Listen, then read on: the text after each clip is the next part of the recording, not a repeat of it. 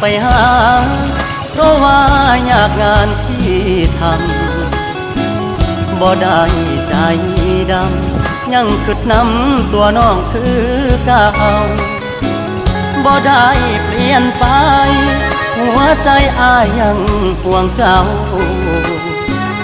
บ่ได้ปล่อยให้เงาเสาร์อาทิตย์ติดงานโอทีได้แต่โทรหาน้องคงจะไม่ว่ากันบอกเคยเปลี่ยนพันสัญญาหักมันคนดี